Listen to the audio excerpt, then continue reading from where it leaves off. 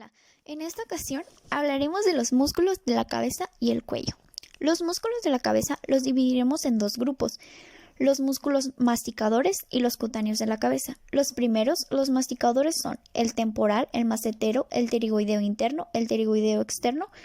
El nombre de masticadores se debe a que son los más activos en los movimientos de la mandíbula sobre el maxilar y cuya finalidad es la trituración de los alimentos.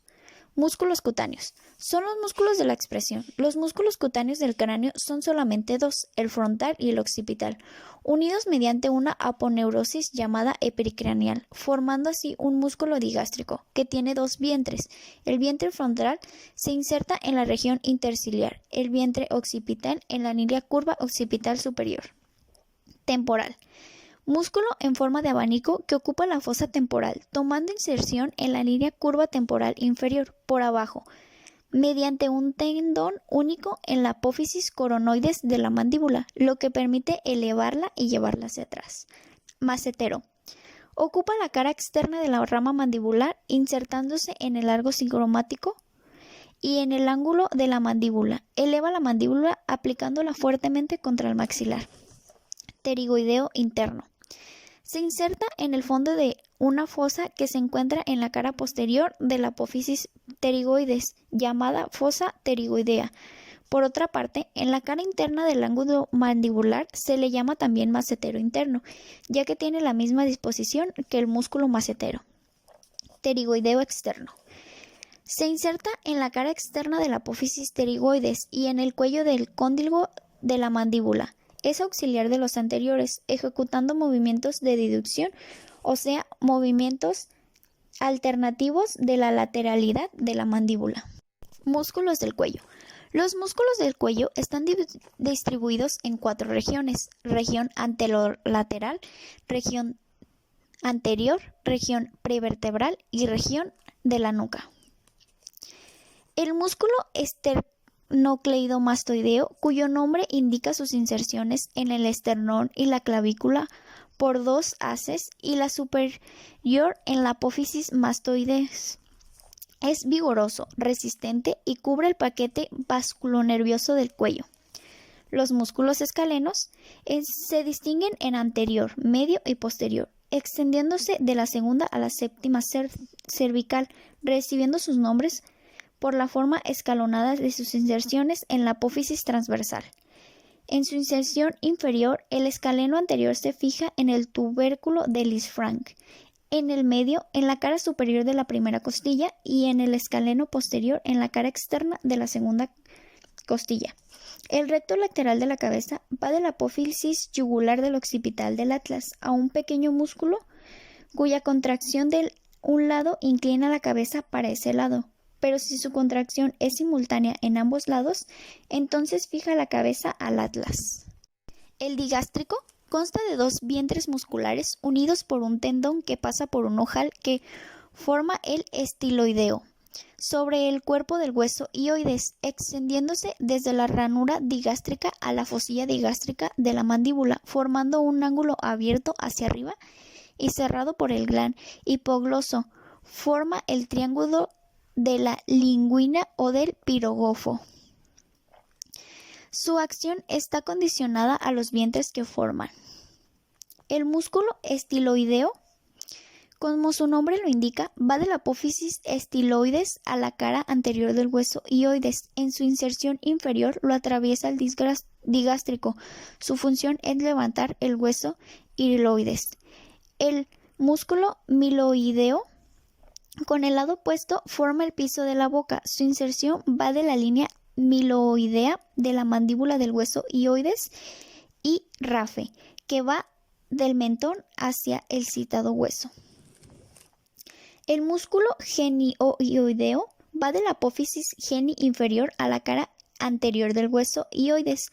Está situado encima del anterior y su función eleva el hueso hioides o abate la mandíbula según el lugar del punto de apoyo.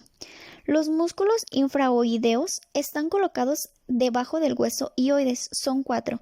El esternocleidomastoideo, que tiene haces esternales y claviculares, y por arriba al borde inferior del hueso hioides, por lo que toma su punto fijo en las inserciones inferiores baja el hioides.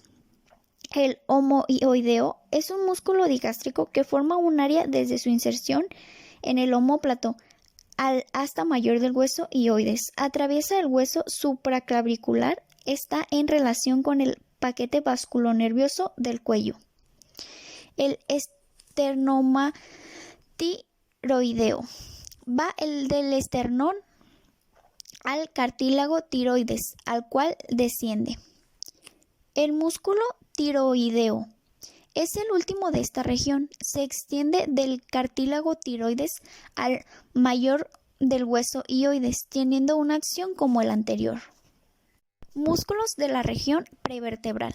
Están colocados por delante de la columna vertebral. Constituyen el plano más profundo del cuello. Son 3. El recto mayor de la cabeza. Se extiende de la apófisis basilar a la apófisis transversal, de la tercera vértebra a la séptima cervicales. En flexión y rotación, la cabeza del lado contraído. El recto anterior menor de la cabeza es pequeño y de la apófisis basilar desciende a la masa laterales del atlas. Está considerado como el flexor y ligero rotator de la cabeza. El largo del cuello es el más extenso de los prevertebrales. Se consideran 3 porciones. Es un músculo flexor de la columna cervical, inclinándola lateralmente al lado contraído. Músculos posteriores del cuello y del tronco. El músculo está cubierto el esqueleto, desde la nuca a la región lumbar, dividiéndose en 4 zonas. Músculos superficiales cervicales, dorsales y lumbares. Músculos propios de la nuca, músculos de los canales vertebrales, músculos intertransversos, interpinales y coccigeos. Músculos de la nuca. El epimenio tiene numerosas inserciones en las primeras dorsales y en la última cervical, terminando en el atlas, axis y tercera cervical. Entre los 2 epimenios se forma el triángulo de los epimenios. La contracción aislada de uno de ellos rota la cabeza del mismo lado. La contracción simultánea fija la cabeza o la lleva hacia atrás. Es, pues, extensor, rotator e inclina la cabeza. El complexo mayor tiene inserciones en las apófisis transversales de las 4 últimas cervicales y 6 primeras dorsales y en el occipital. Es un músculo extensor de la cabeza, haciéndola girar al lado opuesto o a la contracción. El complexo menor también toma inserción en la apófisis transversal de las 4 últimas cervicales, primera dorsal y el de la mastoides. Por la acción inclina la cabeza del lado contraído y lleva la cabeza hacia atrás. El transverso del cuello va de las 5 primeras apófisis transversales de las vértebras dorsales a las 5 últimas cervicales. Su acción es extender el tramo cervical sobre el dorsal de la columna e inclinar la cervical del lado que se contrae.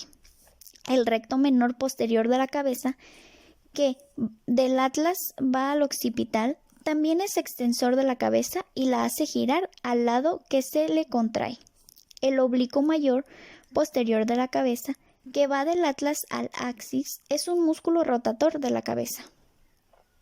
El oblicuo menor posterior de la cabeza gira la cabeza del lado que se contrae e inclina la cabeza hacia atrás. Sus intenciones las toma del tercio externón de la línea curva inferior del occipital a la apófisis transversal del atlas. Y estos han sido los músculos que conforman la cabeza y el cuello.